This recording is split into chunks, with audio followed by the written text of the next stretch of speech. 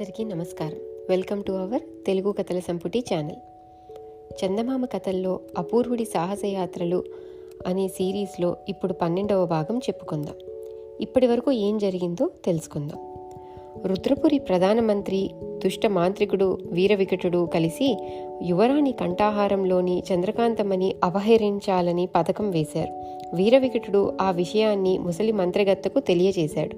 యువరాణిని ప్రాణాలతో తనకు అప్పగించమని మంత్రగత్తె వీరవికటుడిని ఆజ్ఞాపించింది. అపూర్వుడు ఆ విషయాన్ని గ్రహించాడు. ఆ తరువాత ఏం జరిగిందో చూద్దాం. సకాలంలో కావలసినంతగా వర్షాలు కురియడం వల్ల రుద్రపురి రాజ్యమంతటా ఆ సంవత్సరం పంటలు బాగా పండాయి. ఎలాంటి లోటు లేకుండా ప్రజలు హాయిగా ఉన్నారు కనుక ఆ సంవత్సరం యువరాణి జన్మదిన వేడుకలను ఘనంగా జరపాలని రాజు విశ్వశర్మ నిర్ణయించాడు. ఆ సంగతి వినగానే ప్రధానమంత్రి పట్టరాని ఉత్సాహంతో మన యువరాణి జన్మదిన వేడుకలను కనీ విని ఎరుగనంత ఘనంగా జరపాలి అన్నాడు. యువరాణి మీద అభిమానం కొద్దీ ప్రధానమంత్రి అలా చెబుతున్నాడని భావించిన రాజు అతడి రాజభక్తికి ఎంతగానో పొంగిపోయాడు. ఆ రోజు రాత్రి ఆకాశం నిండా మేఘాలు కమ్ముకోవడం వల్ల కను పొడుచుకున్న కనరాని కటిక చీకటి అలుముకున్నది. ఉరుములతో మెరుపులతో అప్పుడప్పుడు వర్షం కురుస్తున్నది. ఆ వర్షంలో వీరవికటుడు నల్లటి దుస్తులు ధరించి తన వాహనమైన ఎలుగుబంటి మీద అరణ్యం నుంచి రుద్రపురి నగర పొలిమేరలో ఉన్న దుర్గామాత ఆలయం కేసి వస్తున్నాడు. రాజకుటుంబానికి మాత్రమే కాదు, రుద్రపురి రాజ్యానికే ఆరాధ్య దేవత దుర్గామాత. దుర్గామాత ఆలయం భయంకరమైన అరణ్య సమీపంలో ఉండడం వల్ల అక్కడ అంతగా జనసంచారం ఉండదు. రాత్రిపూటైతే ఆలయంలో కూడా ఎవరూ ఉండరు. పూజారి కూడా పెందలాడే వచ్చి గుడిలో దీపం వెలిగించి వెళుతూ ఉంటాడు. దుర్గామాత దేవాలయానికి దాదాపు 100 గజాల దూరంలో అరణ్యాన్ని ఆనుకొని ఉన్న బ్రహ్మాండమైన వటవృక్షం సమీపించగానే వీరవికటుడు ఎలుగుబంటి మీద నుంచి దిగి భయంతో వణుకుతున్న ఆ జంతువును "ఇక్కడే ఉండు" అని కఠిన స్వరంతో ఆజ్ఞాపించి దేవాలయం కేసి నడిచాడు. ఎత్తైన ఆలయ ద్వార గోపురం వద్ద నిలబడి ఉన్న వ్యక్తిని చూడగానే వీరవికటుడు కొద్దిగా ఆలస్యమైంది, క్షమించాలి. మంత్రగత్తె దగ్గరికి మళ్ళీ ఒకసారి వెళ్ళి మాట్లాడి వస్తున్నాను. ఆమె నీకొక తాయెత్తు పంపింది. దానిని ధరించావంటే నీలోని భయాలన్నీ మటుమాయమైపోతాయి. ఆపదల నుంచి నీకు రక్షణ కలుగుతుంది అన్నాడు. అక్కడ నిలబడిన ప్రధానమంత్రి ధన్యుణ్ణి, నీ మేలు ఈ జన్మలో మరచిపోను అంటూ వీరవికటుడికి నమస్కరించాడు. వీరవికటుడు తన సంచిలో దాచిన తాయెత్తును తీసి మంత్రి మణికట్టుకు కట్టాడు.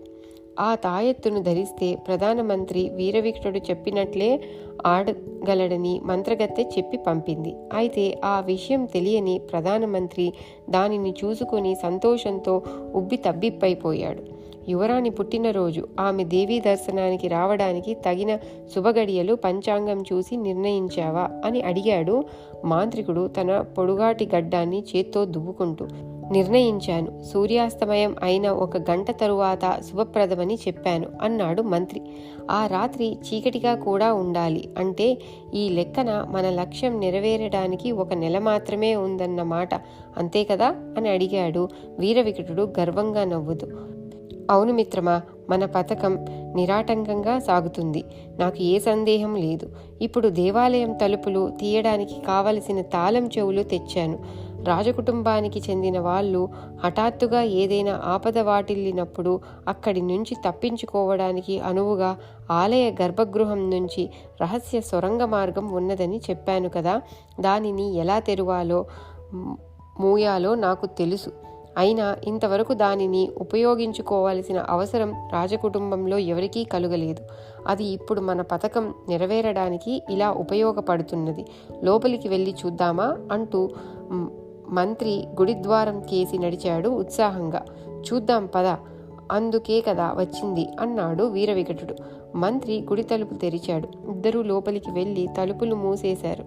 లోపల మంత్రి చిన్న కాగడాను వెలిగించి పట్టుకున్నాడు. ఇద్దరు గర్భగృహంలోకి అడుగుపెట్టారు. దుర్గామాత విగ్రహం ముందు చిన్న చిన్న మట్టి ప్రమిదల్లో దీపాలు వెలుగుతున్నాయి. దుర్గామాత విగ్రహానికి వెనక గోడకు మధ్య కొంత ఖాళీ స్థలం ఉన్నది. దానిని ఆనుకొని ఉన్న గోడ మీద రకరకాల శిల్పాలు చెక్కబడి ఉన్నాయి. మంత్రి కాగడాను పక్కన ఆనించి 2 చేతులతో ఒక రాక్షసాకార విగ్రహం నోటిని తెరిచాడు. వెంటనే విగ్రహం వెనుక సొరంగ మార్గం తెరుచుకున్నది. మంత్రి, మాంత్రికుడు ఇద్దరూ సొరంగ మార్గంలోకి దిగారు. అంతవరకు ఆ ఇరువురికి తెలియకుండా వారి వెన్నంటే వచ్చిన అపూర్వుడు గర్భగృహంలోని దుర్గామాత విగ్రహం దగ్గర నిలబడి రహస్య సొరంగ మార్గం తలుపును మూసేద్దామా అని ఒక్క క్షణం ఆలోచించాడు. కానీ ఆ దుర్మార్గులు సొరంగ మార్గం అవతలి వైపు నుంచి తప్పించుకొని పారిపోగలరు. అందువల్ల మూసివేయడం వల్ల పెద్ద ప్రయోజనం ఏదీ లేదని ఊరుకున్నాడు. సొరంగ మార్గం అవతలి చివర ఎక్కడున్నదో అపూర్వుడికి తెలియదు. దానిని తెలుసుకోవాలంటే వాళ్ళ వెంట సొరంగంలోకి దిగడమే మంచిదని అతడు ఒక్క అడుగు ముందుకు వేసేలోగా సొరంగ మార్గం ద్వారంతో పాటు రాక్షసాకార విగ్రహం యొక్క నోరు కూడా మూసుకుపోయింది. సొరంగం ద్వారా మూయడానికి వీలుగా సొరంగం లోపల ఏదో ఏర్పాటు ఉన్నదని అపూర్వుడు గ్రహించాడు. గుడి తలుపులు తెరిచే ఉన్నాయి. వాటిని మూయకుండా మంత్రి, మాంత్రికుడు వెళ్లే అవకాశం లేదు. కాబట్టి తలుపులు మూయడానికి వాళ్ళు తప్పకుండా రాగలరని అనుకుంటూ అపూర్వుడు గుడి నుంచి బయటకు వచ్చి ఒక స్తంభం చాటున కూర్చున్నాడు. అతడు అనుకున్నట్టే ఒక గంటసేపు తరువాత మంత్రి, మాంత్రికుడు గుడి నుంచి బయటకు వచ్చారు. మంత్రి తలుపులు మూసి తాళం వేస్తూ మాంత్రికుడితో, నేను యువరాణిని సొరంగ మార్గంలోకి తోయగానే ఆమెను లోపలికి తీసుకుపోయి నేను చూపినట్టు లోపలి నుంచి ప్రవేశ ద్వారాన్ని మూసి వేయవలసిన బాధ్యత నీది. సొరంగ మార్గం గుండా యువరాణిని అరణ్య మధ్యానికి తీసుకుపోయిన నీ మనుషులకు అప్పగించాలి. వాళ్ళు ఆమెను అక్కడి నుంచి మంత్రగత్తె వద్దకు తీసుకువెళ్ళాలి అన్నాడు. నా మనుషులు కాదు, సాక్షాత్తు మంత్రగత్తె అక్కడ కాచుకొని ఉంటుంది. కోడిపిల్లను గద్ద తన్నుకుపోయినట్టు ఆమె యువరాణిని తన్నుకుపోగలదు అన్నాడు వీరవికటుడు గర్వంగా నవ్వుతూ. సబాష్, అయితే అన్నీ క్షణాలలో జరిగిపోవాలి. ఎందుకంటే వేడుకలు ఎంత కోలాహలంగా జరిగినప్పటికీ యువరాణి 5-6 నిమిషాలు కనిపించకపోయినా చెలికత్తెలు పసిగట్టగలరు. ఆ తరువాత ఆమెను వెతకడం ప్రారంభించగలరు. జాగ్రత్త అన్నాడు మంత్రి. వెతకడం ప్రారంభించిన యువరాణిని సొరంగ మార్గంలోకి తోశారని మరో కంటికి తెలిస్తే కదా పట్టుకోవడానికి. ఆలయ గర్భగృహంలోని రహస్య మార్గం గురించి ఎంతమందికి తెలుసు అని అడిగాడు వీరవికటుడు. రాజుకు, రాణికి, ఆలయ పూజారికి, నాకు, సేనానాయకుడికి మాత్రమే ఆ రహస్య మార్గం గురించి తెలుసు. మరెవ్వరికీ తెలియదు అన్నాడు మంత్రి. అలాగా, పూజారిని లొంగదీసుకోవడం కష్టమని అంటున్నావు. ఒకవేళ పూజారికి మన పథకం తెలిస్తే దానిని అతడు రాజుకు చెప్పే అపాయం ఉంది కదా అన్నాడు వీరవికటుడు. అవును, చెప్పగలడు. ఏం చేద్దాం అన్నాడు మంత్రి. సాయంకాలం యువరాణి దుర్గామాత మందిరానికి రాకముందే పూజారిని పరలోకానికి పంపేద్దాం. నేనే పూజారి వేషం వేసుకొని యువరాణిని దేవాలయంలోకి తీసుకుపోయి విగ్రహానికి ప్రదక్షిణ చేయించడం శుభప్రదమని మంచి మాటలు చెప్పి ఆమెను విగ్రహం వెనుక తీసుకుపోయి సొరంగ మార్గంలోకి తోసి నేను లోపలికి వెళ్ళి సొరంగ మార్గం ద్వారం మూసేస్తాను అన్నాడు వీరవికటుడు వికటంగా నవ్వుతూ. ఆలోచన బాగానే ఉన్నది. అయినా అందుకు పూజారి ప్రాణం తీయాలా? మరొక మార్గం ఏదైనా ఉంటే చూడు. పూజారి చాలా మంచివాడు అన్నాడు మంత్రి. మరీ ఇంత పిరికి గుండెల కలవాడివి. రేపు ఈ భూప్రపంచాన్ని ఎలా పరిపాలించగలవు? చంద్రకాంతమని నిన్ను ఈ ప్రపంచానికే చక్రవర్తిని చేయుచున్నది. సరేలే, విచారించకు. నీ ఇష్టానుసారమే చేస్తాను.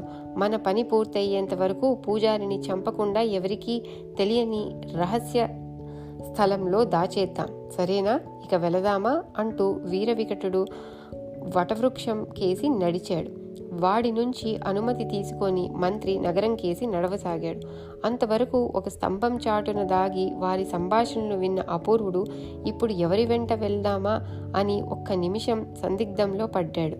ఎలాగూ ఆ దుర్మార్గులు తలపెట్టిన కుట్ర తనకు తెలిసిపోయింది కనుక ఇక వాళ్ళ వెంట వెళ్లడం కన్నా ఆ విషయాన్ని రాజు విశ్వవర్మ దృష్టికి తీసుకురావడం ఉత్తమం. అప్పుడే వాళ్ళు దుష్ట పథకాన్ని కొనసాగకుండా ఆపవచ్చు. అయినా ఈ విషయాన్ని రాజుగారికి తెలియజేయడం ఎలా అని అపూర్వుడు తీవ్రంగా ఆలోచించసాగాడు. ఇంతతో 12వ భాగం ముగిసింది. మళ్ళీ 13వ భాగంతో కలుద్దాం. అంతవరకు సెలవు. బాయ్.